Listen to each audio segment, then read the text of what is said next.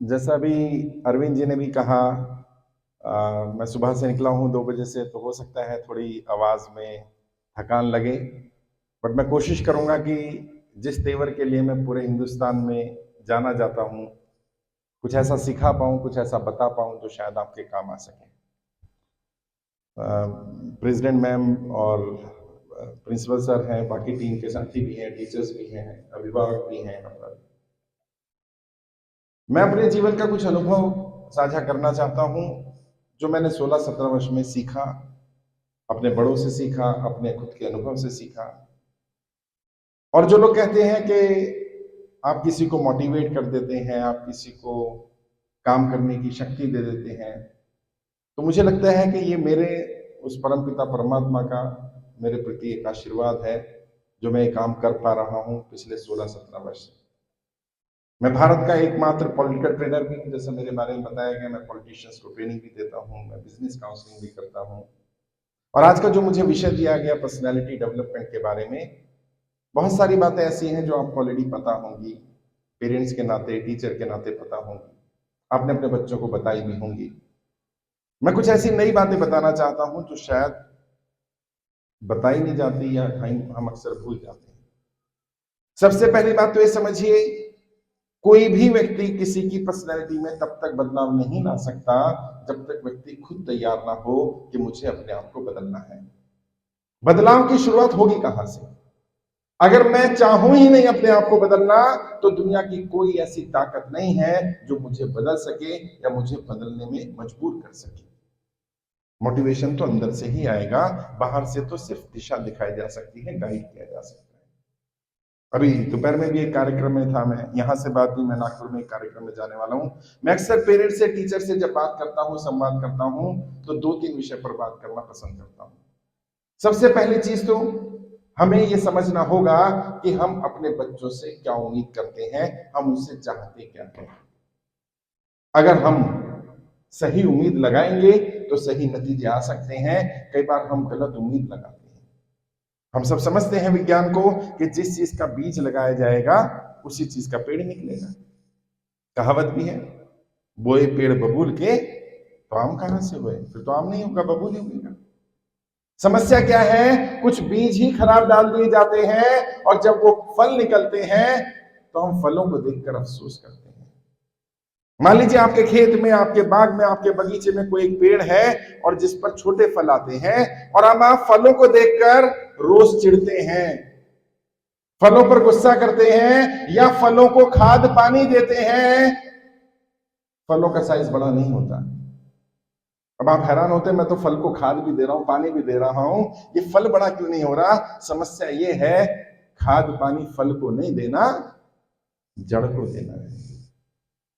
ज्यादातर समय हम फलों को देखकर चिड़चिड़े हो रहे होते हैं और फलों पर ही काम करने की कोशिश करते हैं, जड़ पर काम नहीं करते। अभी एक मैसेज मुझे व्हाट्सएप के माध्यम से किसी ने भेजा, बड़ा अच्छा मैसेज था। एक मेट्रो में एक माता और उसकी बेटी जा रही थी, दोनों बैठी किताब पढ़ रही हैं। बेटी भी अच्छी खासी उम्र की, 10-12-15 वर्ष की उम्र है उसकी, और माता जी भी किताब पढ़ रही हैं। तो साथ में एक लेडी बैठी थी, उन्होंने कहा, बहन जी ये बताइए, आपने अपनी बच्ची को किताब पढ़ना कैसे सिखा दिया? हमारे बच्चे तो मोबाइल में ही खेलते रहते हैं, किताब हाथ में नहीं पकड़ते। उसने कहा, मैंने कुछ नया नहीं किया, क्योंकि मैं खुद मोबाइल नहीं पकड़ती, मैं किताब पकड़ती हूँ, तो मेरी बच्ची ने वही देखा और वही करना शुरू कर दिया। समस्या क्या आती है? हमें लगता है बच्चे हमारी बातों से इंप्रेस हो जाते हैं, हम जो कहते हैं वो मान लेते हैं, या हमारी बातों का असर पड़ता है, जबकि सच्चाई इससे उलट है। हमारी बातों का, हमारे वर्बल कम्युनिकेशन का केवल 10% असर होता है और नॉन वर्बल कम्युनिकेशन का 90% असर होता है।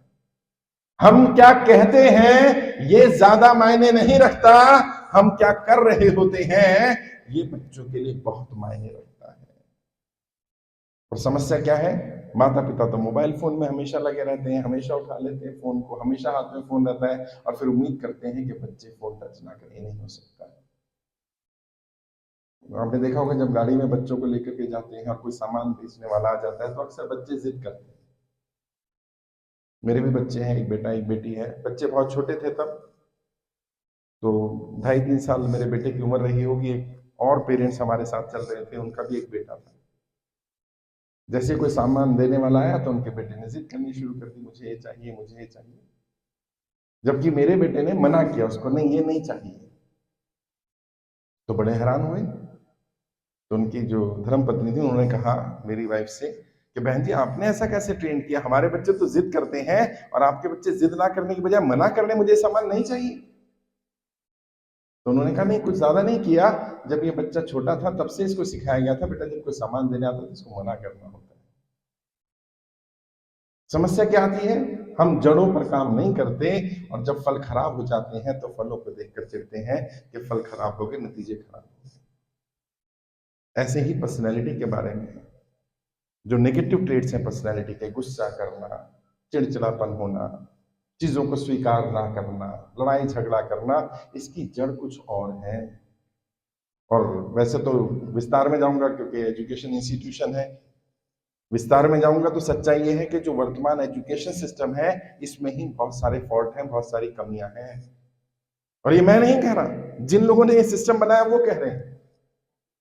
भारत का जो वर्तमान एजुकेशन सिस्टम है ये अंग्रेजों से हमने लिया है, अंग्रेजों की देन है। पहले हमारे यहाँ स्कूल कॉलेज नहीं होते थे, गुरुकुल हुआ करते थे। पढ़ा होगा, सुना होगा गुरुकुल के बारे में। और जब मैं गुरुकुल बोलता हूँ लोग सोचते हैं एक पेड़ के नीचे एक बूढ़े से बाबा बैठे होंगे और वो बच्चों को पढ़ा, नहीं, गुरुकुल जैसे मॉडर्न यूनिवर्सिटी की तरह। हमने सुना है नालंदा, तक्षशिला एडवांस यूनिवर्सिटी होती थी, उनको गुरुकुल कहा जाता था। और गुरुकुल का कॉन्सेप्ट क्या था थोड़ा सा समझिएगा ताकि शायद आपको आसानी हो कि चीजें कहां खराब हुई और कैसे सुधारना। कहते किसी भी गुरुकुल में, अंग्रेज बता रहा है कि भारत के लोग इतने संपन्न, भारत सोने की चिड़िया बना है, भारत के लोग इतने संपन्न हैं, शारीरिक मानसिक रूप से मजबूत हैं, कारण क्या है? तो अंग्रेज अपनी संसद में बताता है भारत का शिक्षा नीति, भारत का एजुकेशन सिस्टम बहुत स्ट्रांग है। कहते क्या है इनके सिस्टम में? कहते इनके स्कूल नहीं होते, गुरुकुल होते हैं। कहते गुरुकुल में क्या होता है? कहते गुरुकुल में 6 साल से कम उम्र में किसी बच्चे को एडमिशन नहीं मिलता। मिनिमम एज कम से कम 6 वर्ष होना चाहिए और 6 साल की उम्र में एडमिशन मिल जाने के बाद भी पहले 2 साल बच्चे को कुछ पढ़ाते नहीं थे। पढ़ाते नहीं थे, फिर क्या करते थे? 2 साल एक ऑब्जर्वेटरी में रख देते थे, ये जज करने के लिए कि बच्चे का इंटरेस्ट क्या है पता चले। और इंटरेस्ट कैसे पता चलेगा? उनको खेलने के लिए अलग अलग खिलौने दिए जाते थे, अलग अलग एक्टिविटी दी जाती थी ताकि बच्चे का टैलेंट पता चलता। अच्छा मानो किसी बच्चे का टैलेंट पता चला मेडिकल में, उसका इंटरेस्ट पता चला मेडिकल में, तो क्या करते थे? उसका एडमिशन 8 वर्ष की उम्र में सीधा मेडिकल डिपार्टमेंट में हो जाता था। और 10, 15, 20 वर्ष वो जो भी पढ़ता था सिर्फ मेडिकल से रिलेटेड ही पढ़ता था, वही जानता था, वही सीखता था, वही करता था और एक्सपर्ट बन जाता था। और पता गुरुकुल में एग्जाम नहीं होते थे। एग्जाम नहीं होते, फिर पता कैसे चलता था बच्चों को कुछ आया कि नहीं? बड़ा बढ़िया सिस्टम। कहते हैं जो सिखाया जाता था वही प्रैक्टिकल करवा लिया जाता था। हर चीज का प्रैक्टिकल होता था भैया, प्रैक्टिकल करके लिखा, ऐसे नहीं चलेगा थ्योरी। अभी तो हमें टीचर्स बैठे हैं, जानते हैं बच्चे कैसे मार्क्स लाते हैं, रट के लाए, चिटिंग करके लाए, बेईमानी से लाए, एक ही पैटर्न है, मार्क्स आ जाए बस। मार्क्स अच्छे हैं तो बढ़िया है बच्चा, मार्क्स खराब है तो बेकार है बच्चा। जबकि सच्चाई इससे उलट है। दुनिया के ज्यादातर सफल लोग, भारत के नहीं कह रहा, दुनिया के किसी भी फील्ड के देख लेना, टॉप 10 अमीरों को देख लेना, ज्यादा पढ़े लिखे नहीं होंगे, ज्यादा डिग्री वाले नहीं होंगे। बहुत सारे ऐसे ऑफिसर्स मिल जाएंगे तुम्हें जो एवरेज स्टूडेंट हैं। और यहाँ जितने भी टीचर्स बैठे हैं उनसे पूछ लेना, जिन्हें तुम्हारे बच्चों को जो पढ़ाते हैं वो एवरेज स्टूडेंट रहे होंगे, वो अच्छा परफॉर्म कर रहे हैं। जो टॉपर रहे होंगे वो अच्छा परफॉर्म नहीं कर रहे होंगे। मैंने इसको बड़े करीब से देखा अपने जीवन में। 20,000 ज्यादा सफल और असफल लोगों के ऊपर रिसर्च की है मैंने। ज्यादातर लोग जो मार्क्स तो ले आते हैं, जिनका एक ही टारगेट होता है नंबर आ जाए, नंबर तो आ जाते हैं, लिस्ट में नाम भी आ जाता है, लेकिन जीवन की रेस में वो पिछड़ जाते हैं। और जितने पेरेंट्स हैं और टीचर्स हैं, मैं एक बात आपको और बताना चाहता हूं। आज के बाद अपने बेटे अपनी बेटी से कभी ये मत पूछना कि बेटे तू क्या बनना चाहता है, तू क्या करना चाहता है। नहीं, ये सही तरीका नहीं है। और सिर्फ एक तरीका ही बदल दिया ना, देखिएगा बच्चे की पर्सनैलिटी में अपने आप बदलाव आ जाएगा। हम पूछते ना बेटा क्या करोगे बड़े होकर के, बेटा क्या बनोगे, नहीं पूछना बंद कर दो। क्या सवाल करो? क्योंकि मैंने कहा ना जड़ खराब है। सवाल करो बेटा बड़े होकर के तू कौन सी समस्या का समाधान करेगा, कौन सी समस्या का समाधान करेगी। और इसी एक ही सवाल ने आपने दो बातें उसके दिमाग में डाल दी। पहला, बड़े होकर के तेरे सामने समस्याएं आने वाली है, तैयार हो जाए इसके लिए। समस्याएं आएंगी, और जो ये कहता हो कि समस्याएं नहीं आएंगी, समझ लेना बहुत बड़ा झूठ है। जितना बड़ा टारगेट लेकर के चलोगे उतनी ही बड़ी समस्याएं आएंगी। तो पहला तो आपने पूछ लिया बड़े होकर के कौन सी समस्या का समाधान करेगा, तो उसके दिमाग में आ गया समस्याएं आएंगी, और जब समस्याएं आएंगी तो समाधान भी करना पड़ेगा। और जितनी बड़ी बड़ी समस्याओं का जितने ज्यादा समाधान जो कर देगा वो उस फील्ड में सफल हो ही जाएगा। हम क्या करते हैं, बच्चों को डॉक्टर बनना चाहते हो, इंजीनियर बनना चाहते हो, और कहना नहीं चाहिए, अफसोस की बात है, बच्चों से भी कहा पूछते हैं, माता पिता डॉक्टर नहीं बन पाए तो बच्चों को डॉक्टर बनाएंगे। उसका इंटरेस्ट है कि नहीं है, टैलेंट है कि नहीं, नहीं, उसको क्या क्या चाहिए कोई मतलब नहीं है, क्योंकि मैं नहीं बना तो मेरा बेटा मेरी बेटी बन जाए। मैं भी भुक्तभोगी हूं साहब ऐसे। मैं साइंस ग्रेजुएट हूं, मैंने बीएससी जूलॉजी ऑनर्स किया दिल्ली यूनिवर्सिटी रामदास कॉलेज से, नॉर्थ कैंपस दिल्ली यूनिवर्सिटी का बड़ा फेमस कैंपस है।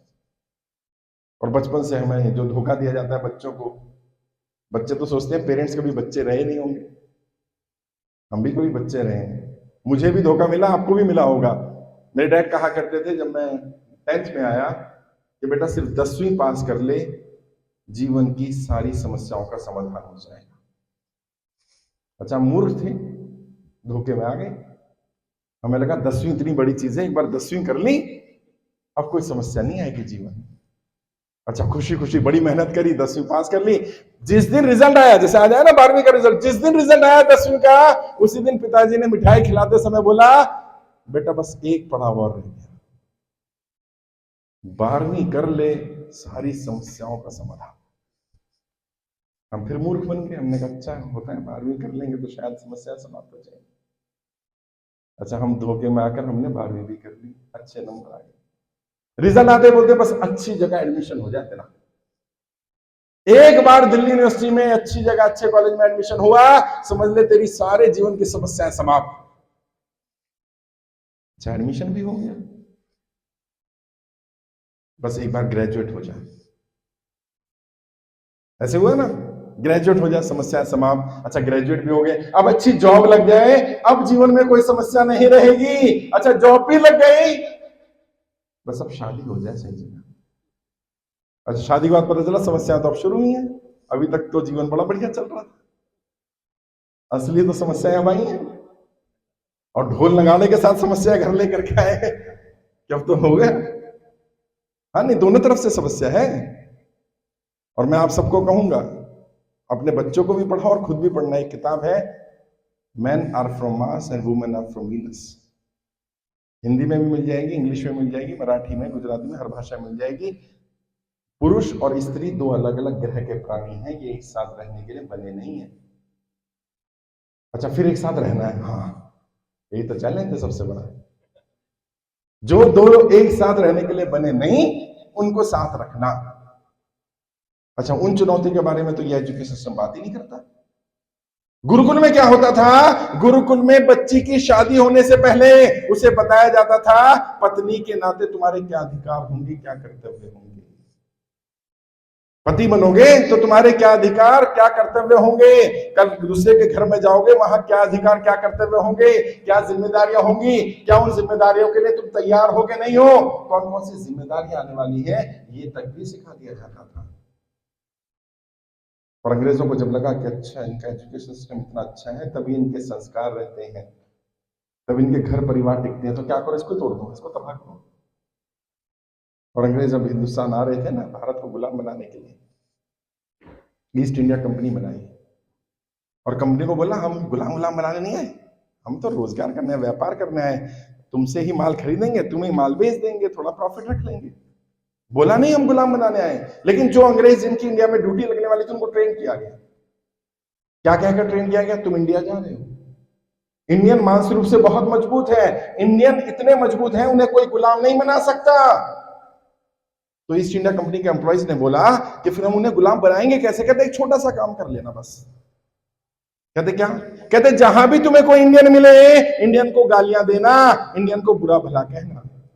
तुम इंडियन, तुम तो घटिया हो, तुम तो नाकारा हो, तुम तो धरती पर बोझ हो, तुम तो समाज पर कलंक हो, तुम तो इतने घटिया हो, तुम्हें कोई गुलाम भी नहीं बनाएगा। किसी ने पूछ लिया क्या इंडियन ऐसे? कहते नहीं, ऐसे है नहीं। कहते तो ऐसा क्यों कहना है? कहता है कहने से ऐसे ही हो जाएंगे। हाँ दोस्तों, हमारी सोच पर, हमारे विचारों पर गालियों का, बुरी बातों का बड़ा गहरा असर पड़ता है। और ये भी दुनिया को हम नहीं सिखाया। हमारे एक साइंटिस्ट डॉक्टर जगदीश चंद्र बोस, नाम सुना होगा आपने, डॉक्टर जगदीश चंद्र। नहीं तो अपने टीचरों से पूछना, रिसर्च करना इनके बारे में। उन्होंने अपने घर में एक एक्सपेरिमेंट किया। 100 पौधे लगाए अपने घर के गार्डन में, 50 लेफ्ट साइड में, 50 राइट साइड में। सबको बराबर खाद दिया जाता था, बराबर पानी दिया जाता था, सबको बराबर केयर मिलती थी। बस एक ही अंतर था, क्या? उल्टी साइड वाले पौधों को रोज आधा घंटा गालियां दी जाती थी। तुम तो घटिया हो, तुम तो नाकारा हो, तुम तो समाज पर कलंक हो, तुम पैदा ही क्यों हुए, तुम्हें मर जाना चाहिए, तुम्हें समाप्त हो जाना चाहिए। और सीधे हाथ वाले पौधों की रोज आधा घंटा तारीफ की जाती थी। अरे तुम तो बहुत अच्छे हो, अच्छा हुआ तुम दुनिया में आ गए, तुम जल्दी से बड़े हो जाओ, जल्दी से ग्रो हो जाओ, देश का नाम रोशन होगा, समाज का नाम रोशन होगा। और ये कोई किस्सा है, कहानी नहीं है, इतिहास गवाह है। 3 महीने बाद क्या हुआ? उल्टी साइड वाले सारे पौधे मुरझा गए। सोचिए, जब पौधों पर गालियों का इतना गहरा असर पड़ता है, तो हम इंसानों पर कितना पड़ता होगा, जो इमोशनल है, जो दिल और दिमाग रखता है। हमें बार बार कहा जाए तुम तो घटिया हो, तुम तो नाकारा हो, तुम कुछ कर ही नहीं सकते, इंसान मान लेगा वैसा ही। और यही हुआ है भारत के साथ। भारत का बहुत सारा टैलेंट, जो बहुत कुछ कर सकता था, वो इसलिए ठहर गया क्योंकि उसको कह दिया गया तुम कुछ कर नहीं सकते। और जिन्होंने कहा, वो खुद नहीं कर सकते थे, उन्होंने भी खुद कुछ नहीं किया। और इसलिए मैं कहता हूं, जब कोई तुम्हें कहे कि तुम ये नहीं कर सकते, तुम वो नहीं कर सकते, तुम इतिहास नहीं रच सकते, तुम असाधारण नहीं बन सकते, तो समझ लेना वो तुम्हें नहीं कह रहा, वो अपनी कमी बता रहा है। मैं इस काबिल नहीं हूं कि मैं ये कर सकूं। तुम्हें तो जानता भी नहीं, तुम्हारी सोच नहीं जानता, तुम्हारे विचार नहीं जानता, तुम्हारी काम करने की रणनीति नहीं जानता, तुम्हें जानता कहां है वो व्यक्ति। और अपने बच्चों को भी ये कहना बंद करना पड़ेगा। ये बात सही है कि हर व्यक्ति हर काम नहीं कर सकता, लेकिन ये बात भी उतनी ही सही है, हर व्यक्ति कोई ना कोई काम सबसे अच्छी तरह कर सकता है। तो हमारी कोशिश क्या होनी चाहिए? Being parents, being guardian, being teacher, हमारी जिम्मेदारी क्या होनी चाहिए? ये पता लगाने की कि मेरा बेटा या बेटी कौन सा काम सबसे बेहतर कर सकता है। और आज समय नहीं है, मैं जल्दी जल्दी से आपको गुरु मंत्र देकर के जाना चाहता हूं, जिससे कि आपको यह एहसास हो पाए कि कौन से टैलेंट हैं जिनको पहचान लोगे अपने बच्चों के अंदर। टीचरों को यह एहसास हो जाए कि मैं बच्चे के हुनर को कैसे पहचान लूं। और एक भी अगर बच्चे का आपने हुनर पहचान कर उसको निखार दिया ना, तो वो तो इतिहास रच ही देगा, आप भी महान हो जाओगे। मैं ज्यादा अच्छे स्टूडेंट होना जरूरी नहीं है, एक बढ़िया स्टूडेंट मिल जाए। है सचिन तेंदुलकर के गुरु, पता है उनका कोई दूसरा स्टूडेंट सचिन के आसपास भी नहीं पहुंच पाया, लेकिन उस एक स्टूडेंट ने ही उन्हें महान बना दिया। ऐसा ही होता है। कोई एक व्यक्ति, और जैसा भी अरविंद भाई कह रहे थे, सही बात है, वो मेरे स्टूडेंट रहे हैं, उन्हें इस मंच पर बोलना नहीं आता था। मैंने कोशिश की, गाइड किया, मोटिवेट किया, जो बोल पा रहे हैं। ऐसे 20,000 ज्यादा लोग हैं जिन्हें मैंने ट्रेन किया और जो बोल पा रहे हैं। मैंने किया क्या? और सच्चाई बताऊं, मैंने कुछ किया नहीं, मैंने तो बस उसको उसकी शक्ति का एहसास कराया कि तुम ये कर सकते हो। बहुत सारे लोग आप में से भी अभी यहाँ बैठे बड़े कॉन्फिडेंट भी बोलूंगा, यहाँ करके बोलो, आधे से ज्यादा लोग की हवा खराब हो जाएगी, कुछ लोग तो भाग ही जाएंगे। अरे मंच पे बुला लिया सबने, क्यों यहाँ कांटे लगे? अच्छा वहां से बोल रहे हैं, यहां से नहीं बोल पाएंगे, क्यों? और कॉन्फिडेंस से तो बिल्कुल नहीं बोल पाएंगे, क्योंकि आपने खुद पर भरोसा नहीं किया और किसी और ने भी आप पर भरोसा नहीं किया। तो क्या करो? लोग तुम पर भरोसा करें, सबसे पहले खुद पर भरोसा करो। और फिर टैलेंट को पहचानने की आदत डालो। कैसे पहचानोगे किसी व्यक्ति में कोई चीज टैलेंट है कि नहीं है? क्योंकि हर व्यक्ति हर काम नहीं कर सकता, लेकिन हर व्यक्ति कोई ना कोई काम सबसे अच्छी तरह कर सकता है। कैसे पहचाना जाए कि कौन व्यक्ति कौन सा काम सबसे बेहतर कर सकता है? सबसे पहला नियम, जिस काम को करते समय उस व्यक्ति को समय और जगह का आभास ना हो। काम करते करते कितनी देर हो गई पता ही ना चले, जिस काम में वो खो जाए, और उसे तो पता ही ना चले, दूसरे भी देखकर पहचान जाए कि जब ये काम कर रहा है तो ये फॉर्मेलिटी नहीं कर रहा, ये उस काम में खो गया। समय ना देखना पड़े, इतनी देर हो गई, इतनी देर हो गई, इतनी देर हो गई, यानी उसे मजा आता हो उस काम को करने में। समय का आभास ना हो, जगह का आभास ना हो, कहां पर कोई भी काम ऐसा, आपका बच्चा, आपका बेटा बेटी, आपका क्लास का स्टूडेंट, आप खुद, क्योंकि बहुत सारे लोग ऐसे हैं जो काम जो कर रहे हैं वो उस काम के लिए बने नहीं है। मेरे एक स्टूडेंट है, आईएएस है, अभी पैसा है, रुतबा है, अच्छी पोजीशन है, जब भी मिलते हैं कहते हैं सर सेटिस्फेक्शन नहीं है, मैं ये नहीं करना चाहता। अच्छा, लोगों का सपना होता है आईएएस बनना है यार, वो आईएएस बनने में बोल रहा सेटिस्फेक्शन नहीं है। यहां भी बहुत सारे बैठे होंगे, टीचर है, सेटिस्फेक्शन नहीं है, नौकरी चलानी है, घर चलाना, कुछ तो करना पड़ेगा ना, लेकिन उसके लिए नहीं बने, बने किसी और काम के लिए। वो काम जिसे करने में आपको समय और जगह का आभास ना होता हो, किसी बच्चे को पता ही ना चले कितनी देर हो गई, कहां करना है, शर्म झिझक हो ही ना, इसका मतलब ये उसका टैलेंट हो सकता है। ये एक नियम है। दूसरा, जिस काम को करने के आपको पैसे ना भी मिले तब भी वही काम आप उतनी ही शिद्दत से करेंगे। ये सिर्फ टैलेंट के साथ ही होता है साहब, वरना जिस काम के पैसे नहीं मिलते लोग वो काम नहीं करते, और काम भी कितना करते हैं जितने से काम चल जाए। 100 रुपए लेंगे, 10 में काम होता हो तो ठीक है। अगर कोई काम ऐसा है जिसके लिए बदले में आपको पैसे ना भी मिले तो भी आप उतनी ही शिद्दत से करेंगे, इसका मतलब वो आपका टैलेंट है। क्योंकि टैलेंट के मामले में इंसान को पैसा मिले ना मिले, इज्जत मिले ना मिले, अवार्ड मिले ना मिले, वो तो मौका ढूंढता है, मुझे अपना टैलेंट दिखाने का मौका मिल जाए। पैसा, नाम, शोहरत तो बात की बात है। तो पहचानना शुरू करिए कि जिस काम के लिए उसको रिवॉर्ड नहीं मिल रहा, उसको इनाम नहीं मिल रहा, पैसा नहीं मिल रहा, लेकिन फिर वो काम करता है, उसे पसंद है उस काम को करना। तीसरा नियम, कैसे पहचाने कोई चीज आपके बच्चे का, आपका या किसी का हुनर हो सकती है, टैलेंट हो सकती है? सारे काम छोड़ करके या काम खत्म करके तुरंत वहीं भागे। होता है ना, जो हमारा टैलेंट होता है, जो हमारे अंदर से आग लगी होती है, उस काम के लिए हमें समय निकालना नहीं पड़ता, समय निकल आता है। मैं व्हाट्सएप के लिए समय निकल आता है, निकालना नहीं पड़ता, बल्कि वो तो बाकी चीजों में समय खा जाता है। फेसबुक पर जाने के लिए समय निकालना नहीं पड़ता, समय निकल आता है, और दूसरों का भी समय खा जाता है, बाकी चीजों का भी, क्योंकि हमें इंटरेस्ट है, हमें मजा आता है। अच्छा, जिन्हें फेसबुक देखने में मजा आता है और जिन्हें फेसबुक पर आने में मजा आता है, तुम किसी को तो देख ही रहे हो ना, लेकिन जिसे तुम देख रहे हो, मैं विश्वास के साथ कह सकता हूं वो किसी को नहीं देख रहा, वो तो अपना परफॉर्म करे जा रहा है, करे जा रहा है, करे जा रहा है, और उसके फॉलोअर बढ़ते चले जा रहे हैं। क्यों? क्योंकि उसको इस काम में मजा आता है, और जब आपको किसी काम में मजा आने लगता है, आप उस काम में रम जाते हैं, तो लोगों को आपको देखकर मजा आने लगता है। क्यों? क्योंकि ऐसे लोग बहुत कम मिलते हैं, गिने चुने में लोग हैं जो अपने काम को इतनी शिद्दत के साथ करते हो, इतनी मेहनत के साथ करते हो कि दूसरे लोग उनकी तारीफ करने लग जाए। यानी कोई ऐसा काम जिसकी लोग तारीफ करने लग जाए, जो तुम्हारी पहचान बनने लग जाए, यानी वो तुम्हारा टैलेंट हो सकता है।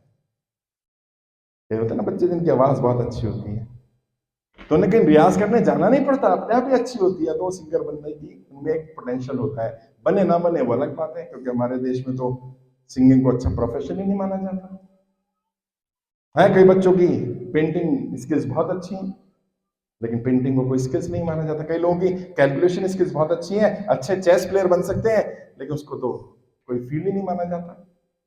खैर, अब बदलाव भी हो रहा है, लेकिन वो स्पीड थोड़ी कम है।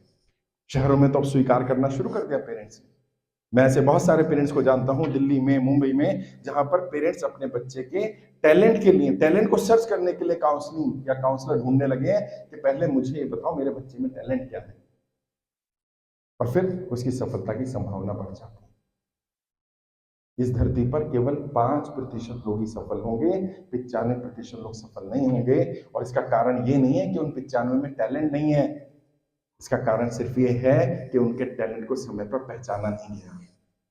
जैसे मैंने कहा, हर व्यक्ति हर काम नहीं कर सकता, लेकिन हर व्यक्ति कोई ना कोई काम सबसे अच्छी तरह कर सकता है। लेकिन जो उम्र थी पहचानने की, वो उम्र खो दी हमने। तो हम क्या कर सकते हैं? बीइंग पेरेंट्स, बीइंग टीचर, पढ़ाएं, बाकी काम करें, बच्चों को सुख सुविधा दें, सब कुछ करें। एक काम और कर लें जिस पर हम ज्यादा ध्यान नहीं देते, बच्चों को ऑब्जर्व करना शुरू करें। बिना ये देखें कि सही कर रहा है कि गलत कर रहा है, क्या कर रहा है। मैं निखार रखने को नहीं कह रहा, ऑब्जर्व करने को कह रहा हूं। जो कर रहा है करने दें, और खासकर से छोटी उम्र में, 2 साल 3 साल, अगर कोई चीज ले रहा है, खेल रहा है, तोड़ रहा है, ठीक कर रहा है, थोड़ी देर करने दे, कोई बात नहीं, बच्चे से ज्यादा कीमती नहीं है। लेकिन शायद वहां से तुम्हें समझ में आना शुरू हो कि इस बच्चे का इंटरेस्ट एक्चुअल में क्या है, तोड़ने में है कि जोड़ने में है। अगर तोड़ने में है तो वो भी इंडस्ट्री है, जोड़ने में है तो वो भी इंडस्ट्री है। इस व्यक्ति का सबको साथ लेकर के चलने में इंटरेस्ट है या अकेले में रह करके काम करने में इंटरेस्ट है, इंट्रोवर्ट है कि एक्सट्रोवर्ट है, आइडेंटिफाई करना आसान हो जाएगा, उसके हिसाब से उसका फील्ड चुनना आसान हो जाएगा। और हम सबको, जो बड़े हैं, उनकी भी एक जिम्मेदारी है, जो भगवान बुद्ध ने कहा, क्या? इंसान का जन्म 2 बार होता है। ध्वज बोलते हैं इसको, ध्वज 2 बार होता है। कई लोगों को हैरानी होगी, 2 बार जन्म होता है? हाँ, कैसे 2 बार? एक बार वो जब हम दुनिया में आते हैं मां के पेट से, वो सबका जन्म होता ही है। दूसरा जन्म कौन सा है? जिस दिन हमें ये पता चलता है कि हम दुनिया में क्यों आए। और सच्चाई बताऊं, 99% लोगों का केवल एक ही जन्म होता है। इस हॉल में यहां जितने लोग बैठे हैं, मैं गारंटी के साथ कह सकता हूं 99% लोगों का एक ही जन्म हुआ है, दूसरा जन्म हुआ नहीं है। क्योंकि दूसरा जन्म उस दिन होगा जिस दिन वो मकसद पता चल जाएगा कि धरती पर आए क्यों। उस परमपिता परमात्मा, उस खुदा, उस भगवान, उस वाहिगुरु उस अल्लाह ने तुम्हें इंसान बनाकर क्यों भेजा। अच्छा, इसलिए तो नहीं भेजा होगा कि पैदा होना, शिक्षा लेना, पढ़ाई लिखाई करना, बड़े होना, विवाह कर लेना, बच्चे पैदा कर लेना, नौकरी कर लेना, मर जाना। ये सब काम तो जानवर भी करते हैं। विवाह नहीं करते लेकिन बच्चे वो भी पैदा करते हैं, अपने बच्चों को शिक्षा वो भी देते हैं। चिड़िया के बच्चे का घोंसला देखोगे ना आप, तो आप हैरान हो जाओगे कितनी बढ़िया टेक्निक से उसको घोंसला बनाना सिखाया जाता है।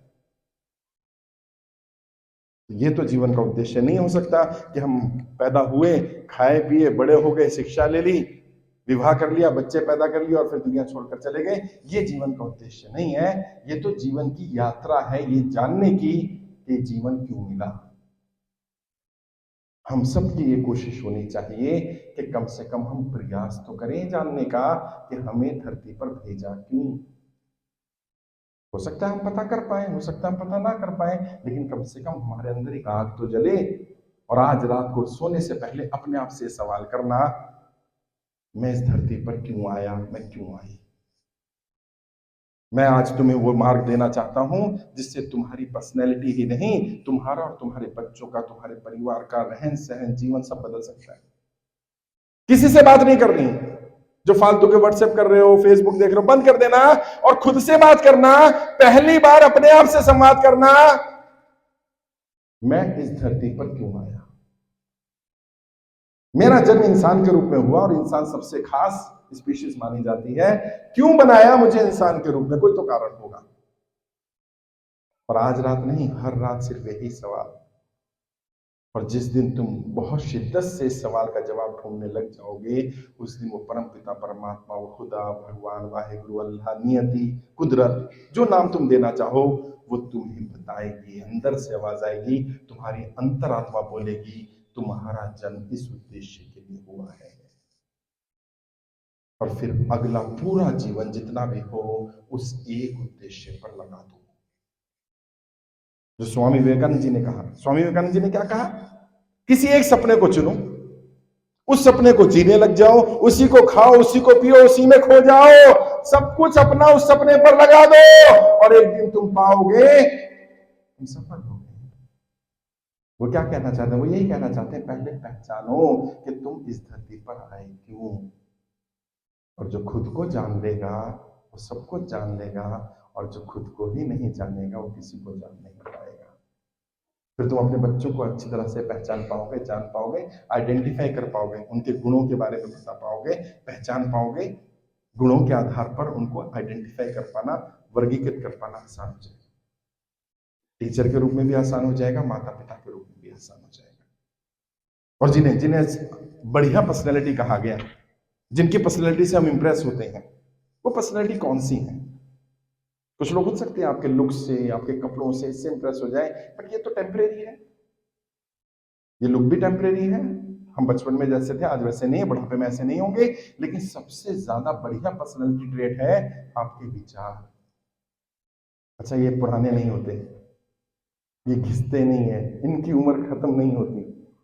और उल्टा जितने ज्यादा पुराने होते चले जाते हैं उतनी ज्यादा इसमें गहराई आती चली जाती है। और यदि विचार सच्चा होता है तो विचार विचारधारा बन जाता है, बहुत सारे लोग उस विचार को मानने वाले बन जाते हैं। अपने विचार पर फोकस करने की जरूरत है, और विचार जब बढ़िया होगा तो हमारा व्यवहार बढ़िया हो जाएगा। फिर हमें किसी को बोलना नहीं पड़ेगा कि तुझे गुस्सा नहीं करना है, आपको गुस्सा आएगा ही नहीं। और जब मैं ये बात बोलता हूँ ना, गुस्सा नहीं आता, लोग मुझे कहते हैं आपको गुस्सा नहीं आता। सच में मेरी टीम जानती है, जो लोग 10 साल 15 साल से मेरे साथ हैं, वो बताएंगे सर को गुस्सा आता ही नहीं, और सच में आता ही नहीं। ऐसा नहीं मेरे दिखाता नहीं हूं, आता ही नहीं। क्यों? क्योंकि आचार्य चाणक्य, जिन्हें मैं अपना गुरु मानता हूं, एक लाइन पढ़ ली थी उनकी, और हो सकता है आज के बाद तुम्हें भी गुस्सा आना बंद हो जाए, एक ही लाइन से। हाँ, आचार्य चाणक्य से पूछा गया गुस्सा क्या है, उन्होंने कहा दूसरे की हुई गलती की सजा अपने आप को देना। दोबारा बता रहा हूं, गुस्सा क्या है? दूसरे की हुई गलती की सजा अपने आप को देना। अब देखो गुस्सा कब आता है? जब दूसरा गलती करता है। अपनी गलती पे थोड़ी ना गुस्सा आता है, अपनी गलती पे तो गिल्ट होता है, क्या रहा, गलत हो गया। दूसरी गलती पे गुस्सा आता है। अच्छा, गलती दूसरे ने की, गुस्सा मैं कर रहा हूं, यानी दूसरे की गलती की सजा दे खुद को रहा हूं। क्यों भाई, मैं मूर्ख हूं? गलती उसकी तो सजा उसको दीजिए, मुझे क्यों दीजिए? और जब आप इस विचार की गहराई में जाएंगे, कभी इस पर मंथन करेंगे, तो आपको समझ में आएगा कि गुस्सा अगर कोई आपको दिलाता है तो इसका अर्थ क्या है? इसका अर्थ है कि आपका रिमोट कंट्रोल दूसरे के हाथ में है। अगर मैंने आपको गाली दी और आपको गुस्सा आ गया, तो इसका मतलब मेरे पास आपका रिमोट मौजूद है, मैं कभी भी चाहूं तो आपको गुस्सा दिला सकता हूं। अच्छा, मुझे नहीं दिला सकता कोई, कब तक? जब तक मैं ना चाहूं। इसलिए मेरी टीम जानती है कि अगर सर किसी पे गुस्सा कर रहे हैं तो अंदर से गुस्सा नहीं है। हाँ, जरूरी है गुस्सा करना, इसलिए कर रहे हैं, अंदर से गुस्सा नहीं है। कोई तुम्हें अगर बाहर से खुशी दे सकता है, गुस्सा कर सकता है, थोड़ा सम्मान दे दे तो तुम फूल जाओ, थोड़ा अपमान कर दे तो तुम नीचे आ जाओ, तो इसका सीधा सीधा अर्थ ये है कि तुम्हारा अभी खुद पर नियंत्रण नहीं है, तुम्हारा नियंत्रण दूसरे के हाथ में है। और जब तुम्हारा ही नियंत्रण दूसरे के हाथ में है तो तुमसे क्या उम्मीद की जाए कि तुम दूसरों को अपने नियंत्रण में कर पाओगे, क्योंकि अभी तो तुम ही खुद नियंत्रण में नहीं हो। और दो ही नियम है, या तो तुम खुद को नियंत्रण में करो, और जब खुद को कर लोगे तो दुनिया को नियंत्रण में कर लोगे, वरना कोई तुम्हें नियंत्रण में कर लेगा। दो ही नियम है यहां पर, तीसरा नियम नहीं चलता। या तो कोई तुम पर हावी होगा, तुम्हें अपने नियंत्रण में लेगा, या फिर तुम खुद ऐसे बन जाओ कि हर परिस्थिति में नियंत्रण तुम्हारे हाथ में होगा, निर्णय लेने की क्षमता तुम्हारे हाथ में होगी। और उसके लिए क्या करना है? उसके लिए भी एक छोटा सा नियम देकर के जाता हूं। किसी भी परिस्थिति में रिएक्ट करना बंद करो, रेस्पॉन्ड करना शुरू करो। ये रिएक्ट और रेस्पॉन्ड में अंतर क्या होता है? किसी ने तुरंत कुछ कहा और तुरंत मैंने रिप्लाई कर दिया, मेरे पास समय नहीं है, तूने एक बोला मैंने 4 बोले, ये क्या है? ये रिएक्शन है। रिएक्शन में नुकसान होता है। रिएक्ट नहीं करना, क्या करना? रेस्पॉन्ड करना। रेस्पॉन्ड का क्या मतलब है? सामने वाले ने कुछ कहा, 1 कहा, 2 कहा, 4 कहा, हजम कर दिया, समय आने पर बोलेंगे, समय आने पर बताएंगे। है। वक्त आने दे बता देंगे तुझे आसमां, अभी से हम क्या बताएं क्या हमारे दिल में है। थोड़ी सी गहराई पैदा करो अपने अंदर, और पता है पहली बार जब ऐसा करोगे तो क्या होगा, चमत्कार हो जाएगा। सामने वाले ने गाली दी, बुरा कहा, गुस्सा किया, आपकी गलती नहीं थी, उसे उम्मीद थी आप रिएक्ट करोगे, आपने कुछ कहा ही नहीं, तेरी ये क्या हो गया। और जीवन में आहिस्ता आहिस्ता जो नकारात्मकता है वो आनी बंद हो जाएगी। क्योंकि नकारात्मकता कब आती है, आपसे कोई गलती हुई, गलती नहीं भी हुई, आपको बुरा कह दिया गया और आपको लगा शायद मेरी गलती है, दोबारा भी ऐसा ही होगा, तीसरी बार भी ऐसा होगा, चौथी बार भी ऐसा होगा, फिर इंसान ये मानने लगता है शायद गलत मैं ही हूं। नकारात्मकता आनी शुरू, मैं खराब हूं तो क्या है, मेरी पर्सनैलिटी खराब है, मेरा लुक खराब है, मेरी नॉलेज खराब है, मेरा परिवार खराब है, मेरा ये खराब है, मेरा जीवन खराब है। और इंसान फिर सुसाइड ही कर लेता है, कुछ गलत कर जाता है, डिप्रेशन में इतना नीचे चला जाता है। तो करना क्या है, रिएक्ट करना बंद कर दो, रिस्पॉन्ड करना शुरू कर दो, थोड़ी गहराई पैदा करो। सामने वाले की बातों का असर हो या ना हो, सामने वाले को एहसास नहीं होना कि कोई असर हो रहा है, और तुम पाओगे कि तुम रिएक्ट करने से बचोगे और हमारी बहुत सारी समस्याओं का समाधान हो जाएगा। एक घटना बताना चाहता हूँ, सच्ची है या झूठी मुझे नहीं मालूम, बट मुझे लगता है सच्ची ही होगी, क्योंकि हर घर में लगभग ऐसी घटनाएं होती हैं। इमेजिन करना, सुबह सुबह हस्बैंड निकल रहे हैं ऑफिस के लिए, वाइफ थोड़ी बहस हो गई, चिड़चिड़ीपन में किसी कारण से, हस्बैंड की गलती या वाइफ की गलती, बहस हो गई। अब क्योंकि बहस होनी शुरू हो गई तो थोड़ा समय लग गया तो हस्बैंड नहाने चले गए गुस्से में, बाहर आए तो उन्होंने देखा उनकी शर्ट प्रेस नहीं, उन्हें वाइफ को बोला भाई शर्ट भी प्रेस नहीं की, तुम ये भी नहीं करती वो भी नहीं करती, और गुस्सा किया। उसने जल्दबाजी में शर्ट निकाली, प्रेस करनी शुरू की, क्योंकि प्रेस इतनी गर्म थी कि वो चिपक गई। अब और ज्यादा गुस्सा हो गया, मेरी फेवरेट शर्ट थी वो भी जला दी तुमने। इधर बच्ची को स्कूल के लिए लेट हो रहा है, बच्ची के लिए भी, बच्ची को तैयार करने में भी, क्योंकि समय तो बर्बाद हो गया। बहस शुरू हो गई सुबह सुबह, बच्ची लेट हो गई, स्कूल वैन निकल गई है, फिर हस्बैंड को बोला जाता है वहां भी छोड़ के आओगे इसको भी। अब हस्बैंड वैसे ही ऑफिस के लिए लेट हो रहे हैं, फिर भी गाड़ी में बच्ची को बिठाते हैं, स्कूल के लिए लेकर जा रहे हैं, रेड लाइट जंप कर देते हैं, पुलिस वाला रोक लेता है, कहते ले आज ही मनोज दिन था, आज ही पुलिस वाले ने भी पकड़ लिया। अभी वहां 2-4 मिनट बहस हो जाती है, फिर पुलिस वाले पर भी गुस्सा करते हैं, जैसे तैसे बच्ची को स्कूल छोड़ते हैं, ऑफिस जाते हैं, लेट हो जाते हैं, फिर बॉस सुना देता है, पूरा दिन खराब। वहीं इसी व्यक्ति का दूसरा दूसरा रूप देखो, सुबह सुबह हस्बैंड वाइफ में दोनों में से किसी एक की गलती से बहस शुरू हुई, दूसरे ने रिएक्ट ही नहीं किया। हस्बैंड की गलती है तो वाइफ ने मना, अरे डार्लिंग क्यों गुस्सा करते हो, छोड़ो ना, चलो मैं तुम्हारे लिए चाय बनाती हूँ। अच्छा वाइफ की गलती, हस्बैंड ने बोल दिया अरे डार्लिंग क्यों हो गया, सुबह सुबह जाओ बच्चे को तैयार करो। अभी क्या हुआ, हो सकता है बात इतनी महत्वपूर्ण नहीं होगी जिससे गुस्सा हो सकता है, बस तुम इतना सा कर लो, दिन की शुरुआत गुस्से से नहीं करेंगे। कम से कम सुबह का फेस, कुछ भी हो जाए, कितनी बड़ी बात हो जाए, सुबह घर में नेगेटिविटी नहीं, और दोनों तय कर ले, नहीं तो एक तय कर लो, क्योंकि एक हाथ से ताली नहीं बज सकती। अगर एक ने तय कर लिया मैं रिएक्ट नहीं करूंगा, तो सामने वाला दीवारों में सर मारते मारते एक दिन थक ही जाएगा, क्योंकि तुमने तो रिएक्ट करना नहीं है सुबह सुबह। और दोनों ही मान लें ये बात, म्यूचुअल अंडरस्टैंडिंग, भाई सुबह सुबह हमने नहीं करना, बहसबाजी नहीं करनी, कोई बदतमीजी नहीं करनी, बात होगी शाम को तय कर लेंगे, और देखोगे शाम तक शायद वो बात उतनी महत्वपूर्ण रहेगी ही नहीं। फिर खुद ही लगेगा यार क्या किस बात पे बहस कर रहे थे। तो रिएक्ट नहीं करने से क्या होगा, रिएक्ट नहीं करने से वो जो जितनी भी समस्या है उसके साथ हुई, ना पुलिस वाले तक पहुंचना पड़ेगा, ना बच्ची को स्कूल छोड़ने जाना पड़ेगा, क्योंकि बच्ची को माँ तैयार कर देगी और वैन आएगी और ले जाएगी। सिर्फ एक हमारे रिएक्शन से चीजें बदल सकती हैं, रिएक्ट ना करने से भी बदलती हैं और रिएक्ट करने से भी बदलती हैं। हमें अपने आप को थोड़ा सा नियंत्रण करने की जरूरत है, और ये पर्सनालिटी का एक ऐसा ट्रेट बनेगा जो आपके गुण आपके बच्चों में आएंगे, और खासकर से माताओं, क्योंकि आपके अंदर ये पेशेंस आ गया तो ये आपके बच्चों में आएगा ही आएगा, और फिर उन बच्चों का रिमोट कंट्रोल भी उनके हाथ में आ जाएगा, कि उन्हें कोई जब तक वो ना चाहे तब तक उनके साथ कुछ गलत नहीं कर सकता, मिसबिहेव नहीं कर सकता। मैं अपनी तरफ से या कोई भी अपनी तरफ से तुम्हें या किसी को कुछ नया नहीं सिखा सकते, सिर्फ वही नियम है जो बेसिक नियम है, सफलता के बेसिक नियमों पर चलो। और बेसिक नियम वही है, जड़ों पर काम करना, फलों पर काम नहीं करना है। फल खराब है उन्हें देख के चिढ़ना नहीं है, फल खराब है ये इंडिकेशन है जड़ें खराब है, रूट कॉज पर काम करना। बाकी क्योंकि समय की मर्यादा है, मुझे आगे भी नागपुर निकलना है, और मैं क्योंकि यहाँ 6:30 बजे तक मुझे उम्मीद थी कार्यक्रम हम शुरू कर पाएंगे, लेकिन किसी कारणवश नहीं हो पाया। कभी और समय मिलेगा तो एक एक विषय पर बात करूंगा। तब तक आपको एक और किताब रिकमेंड करना चाहता हूँ, इंटरनेट पर मिल जाएगी, वीडियो भी मिल जाएगी यूट्यूब पर। सभी माताएं बहनें अपने बच्चों को सिखाएं, टीचर्स पढ़ें, टीचर्स दूसरों को पढ़वाएं। इसका नाम है द सीक्रेट, हिंदी में रहस्य बोलते हैं इसको। ये तुम्हें दो काम करने में मदद करेगी। पहले तो तुम्हें ये बताने की कोशिश करेगी कि तुम्हारे जीवन में अभी तक जो भी हुआ, आज तक तुम किसी को दोष देते रहे, मेरे माताजी की वजह से हुआ, पिताजी की वजह से हुआ, मेरा एजुकेशन सिस्टम ठीक नहीं था, मेरे स्कूल ठीक नहीं था, टीचर ठीक नहीं था, ये ठीक नहीं था, वो ठीक नहीं था।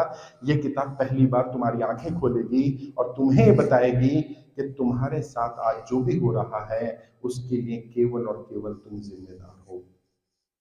और जब मैं ये बात बोलता हूं तो लोगों को बुरी लग जाती है, साहब मैंने तो ऐसा जीवन नहीं चाहा था, मैंने तो ऐसे बच्चे नहीं चाहे थे, मैंने तो ऐसा परिवार नहीं चाहा था, मैंने तो ऐसा जीवन साथी नहीं चाहा था। मैं फिर भी कहूंगा तुमने ही चाहा था, क्योंकि तुम्हारे या मेरे जीवन में जो भी आज है उसके लिए कोई और तीसरा जिम्मेदार नहीं है, उसके लिए हम जिम्मेदार हैं। विस्तार से उस किताब में पता चलेगा, द सीक्रेट, रहस्य। मराठी में भी मिल जाएगी, गुजराती, दुनिया की हर भाषा में मौजूद है। उस किताब की वीडियो भी मिल जाएगी यूट्यूब पर, वीडियो भी, उसको सुनना। दूसरी मदद क्या करेगी? उन लोगों के लिए जो ये चाहते हैं कि सफलता से बड़ी चीज हासिल की जाए। अब आप कहेंगे सफलता से बड़ी चीज भी कोई चीज होती है? हाँ, महानता। सफलता छोटी है, महानता बड़ी चीज है। और मजे की बात यह है, महान बनने के लिए सफल होना भी जरूरी नहीं है? हाँ, कई लोग हैरान होते हैं, सब ऐसे कैसे? महान बनने के लिए सफल होना जरूरी नहीं है। अभी तो आप कह रहे थे महानता सफलता से बड़ी चीज है, तो अगली सीढ़ी है ना? नहीं, अगली सीढ़ी नहीं, अलग अलग पायदान है।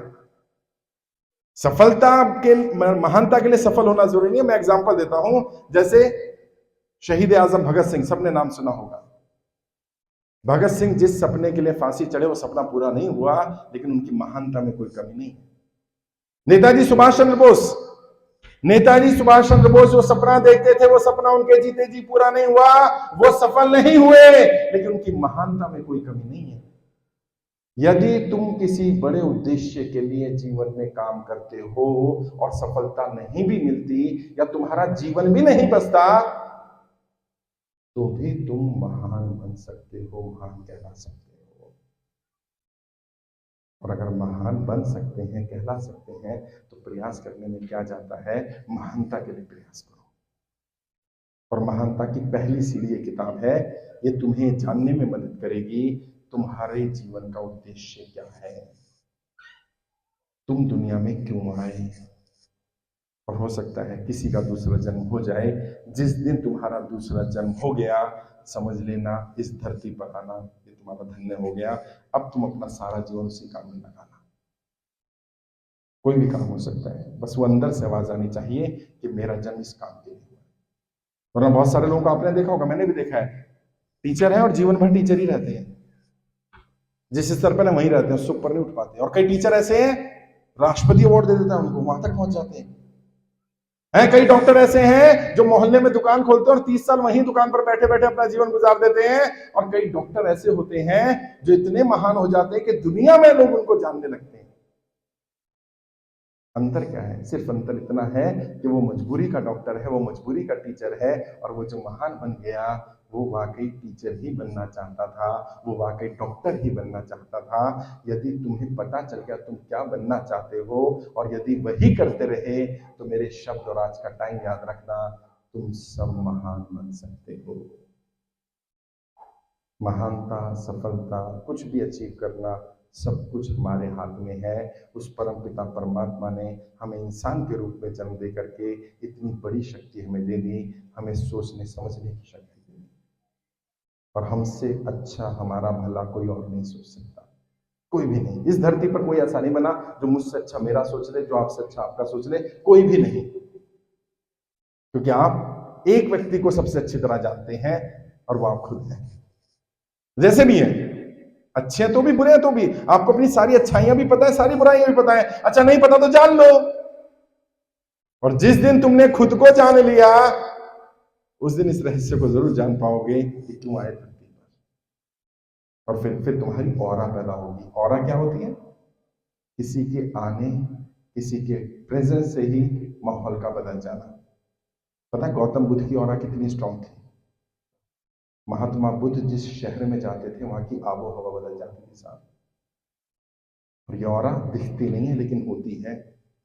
कई बार हमारे घर में कुछ ऐसे लोग आते हैं ना जिनके आने से माहौल बदल जाता है, हवा बदल जाती है, कुछ अच्छी फीलिंग आती है। कई बार कुछ ऐसे लोग होते हैं जिन्हें देख के बुरी फीलिंग आती है। अच्छा कोई दुश्मनी नहीं है, बट उनकी शक्ल में लगता है मजा नहीं आया, उनसे बात करके लगता है नहीं यार कुछ गड़बड़ है, क्योंकि ऑरा नेगेटिव है, नकारात्मकता है। खुद को जानिए। उस प्रयास में मेरा भी कभी अगर कोई योगदान होगा तो मैं मदद करूंगा। मुझे दुनिया के 50 देशों में सुना जाता है। 15 लाख से ज्यादा मेरे फेसबुक पर फॉलोअर हैं। यूट्यूब पर मेरे लगभग 3.5 लाख से ज्यादा फॉलोअर हैं। बिजनेस ट्रेनिंग भी देता हूँ, पॉलिटिशियंस को भी ट्रेन करता हूँ। और आजकल देश में कर्ज मुक्त भारत अभियान भी चला रहा हूँ, जहाँ जो लोग कर्जे की दलदल में फंसे हैं उनको उससे बाहर निकालने की कोशिश भी कर रहा हूँ। एक निःशुल्क अभियान भी चला रहा हूँ, उसमें भी लगभग 3.5 लाख से ज्यादा लोग मेरे साथ जुड़े हैं। कोशिश यही है लोगों की मदद की जाए। और जब तुम इस लायक बन जाओ कि किसी को कुछ दे सको तो दे देना, बस निस्वार्थ भाव से दे देना। अरविंद भाई ने कहा वहां चलना है, मैंने कहा ठीक है कोई बात नहीं, थकान है, थोड़ा और थक जाएंगे, क्या फर्क पड़ता है, लेकिन अगर मेरे बोलने से, मेरी किसी बात से किसी एक को भी रोशनी मिल जाए तो मेरा काम हो गया। क्योंकि एक दिए से अगर दूसरे दिए को जलाया जाए तो पहले दिए का कुछ हिस्सा नहीं है और दूसरा दिया भी रोशन हो जाता है। बस शर्त यह है कि पहला दिया जला हुआ हो, बुझे हुए दिए से दूसरे दिए को नहीं जलाया जा सकता। तो पहले तुम खुद अपने अंदर वो रोशनी पैदा करो और फिर तुम देखोगे न जाने कितने दिए तुम्हारे थ्रू जलेंगे और फिर शायद ये पूरी सृष्टि रोशन हो जाएगी, पूरा देश रोशन हो जाएगा। मेरी कोशिश थी मैं आपको गाइड कर पाऊँ, समझा पाऊँ, सिखा पाऊँ। किसी का कोई सवाल है तो 2-4 सवाल जल्दी से ले लूंगा। 4 लाइनें बोलकर अपनी बात खत्म करता हूँ, जो मुझे बहुत ज्यादा पसंद है, अक्सर मैं देश के लिए बोलता रहता हूँ। बैसाखियों पर चलकर भी महान क्यों है? बैसाखियों पर चलकर भी महान क्यों है? और जो हमको बांटता है वो हुक्मरान क्यों है? धर्म के नाम पे बांटना, जाति के नाम पे बांटना क्यों है ऐसे लोग? बैसाखियों पर चलकर भी महान क्यों है? और जो हमको बांटता है वो हुक्मरान क्यों है? और अमेरिका, चीन, पाकिस्तान सब इसी सोच में पड़े हैं। सारे जहां से अच्छा हिंदुस्तान क्यों है? सारे जहां से अच्छा हिंदुस्तान क्यों? बहुत बहुत शुक्रिया, धन्यवाद, आपने मुझे मौका